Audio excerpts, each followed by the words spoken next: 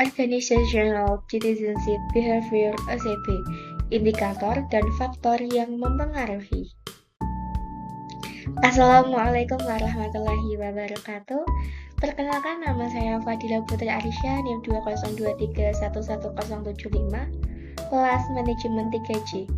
Di sini saya akan presentasikan tentang OCB, yaitu apa indikator dan faktor OCB. Pendahuluan. OCB adalah perilaku kerja ekstra yang dilakukan karyawan secara sukarela tanpa diatur dalam kontrak kerja tetapi bermanfaat bagi organisasi.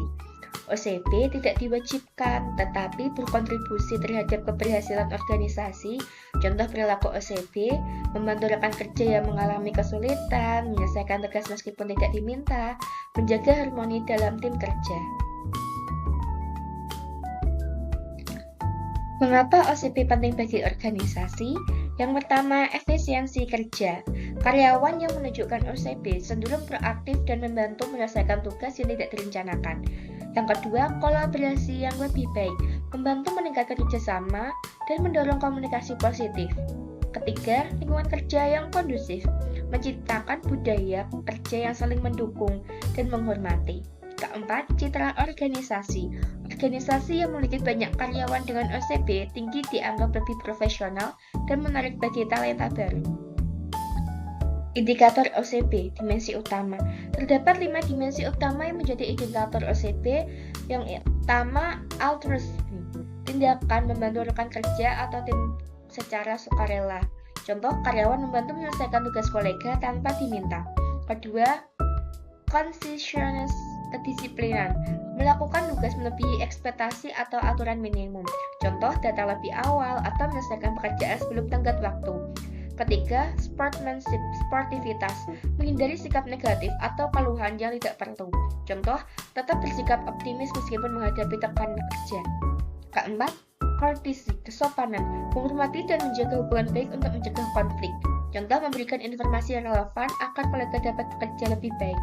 Yang kelima, civic virtue, kepedulian organisasi, berpartisipasi aktif dalam kegiatan organisasi seperti rapat atau program pengendalian.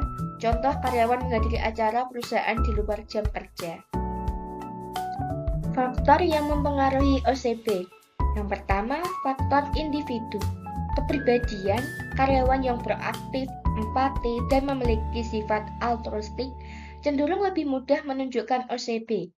Kedua, faktor organisasi, budaya organisasi, budaya kerja yang inklusif dan mendukung kolaborasi meningkatkan kemungkinan karyawan menunjukkan OCB.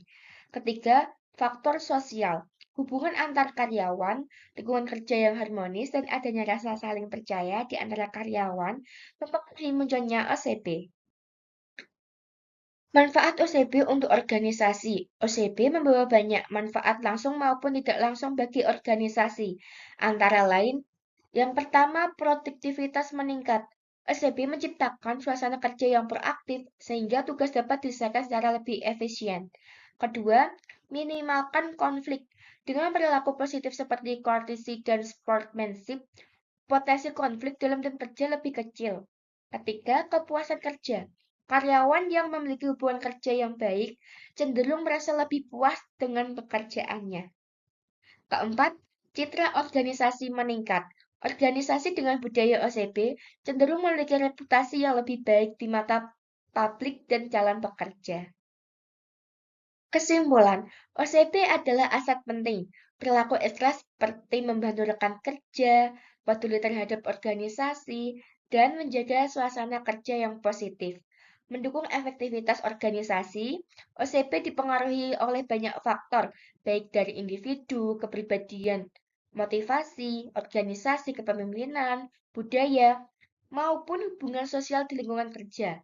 OCB dapat ditingkatkan melalui kepemimpinan yang baik, penghargaan terhadap kontribusi karyawan, dan penguatan hubungan kerja yang harmonis. Sekian presentasi dari saya. Jika ada tutur kata yang salah, mohon dimaafkan. Wassalamualaikum warahmatullahi wabarakatuh.